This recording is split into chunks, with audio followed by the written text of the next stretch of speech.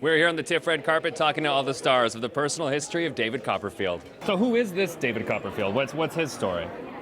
David Copperfield is just it's a coming-of-age story about a young man trying to find his place in the world and own who he really is. And it's his journey to become a writer, and it really is an ode to friendship and to the help of friends and family getting you somewhere in life and not forgetting that.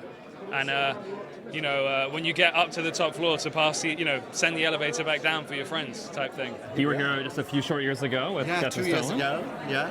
And back again. Now this film, compared to your previous one, where does it kind of fit in the same family, or is it something completely different? I don't know. I mean, there couldn't be two more different films. I mean, Death of Stalin was full of violence and swearing and guns and murder, and this has none of that. Now, your experience on this project, working with Armando, working with this amazing cast, what is that like for you?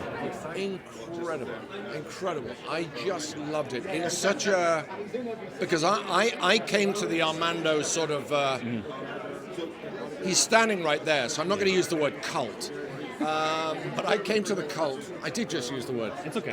Late. I came to it late, and a lot of the people I was working with had worked with him before on different things. And but his way of approaching the construction of a scene and a story and a character is like no one else's. I've never experienced anything like it. And I felt completely adrift. I had no idea what I was doing or whether I was delivering what he wanted or...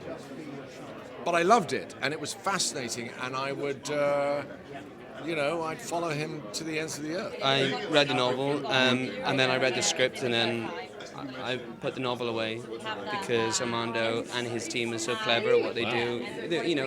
You take the references that you need, but this is his own beast, as you could say.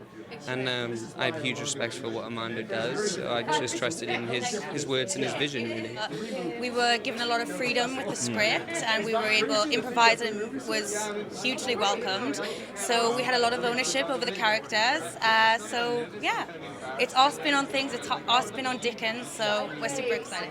Well, Charles Dickens did say this was his favorite novel. Yes, it's based on his childhood. Yeah. That he was, he was made to work in a factory at the age of 12, and then was very embarrassed by it, became this world famous writer by the age of 20, and he never really told anyone about that past. It only came out after he died, but actually he'd written about it in David Copperfield. The messages here and the problems that David is dealing with are still relevant today, because the story was written so many years ago. That's what's really poignant about it, because you're reading this film and you're seeing carriages and horses walk by, but actually I think that was Armando's idea, was that I just want to cast whoever I want to cast, because I want kids in school to watch that and relate to those people on screen.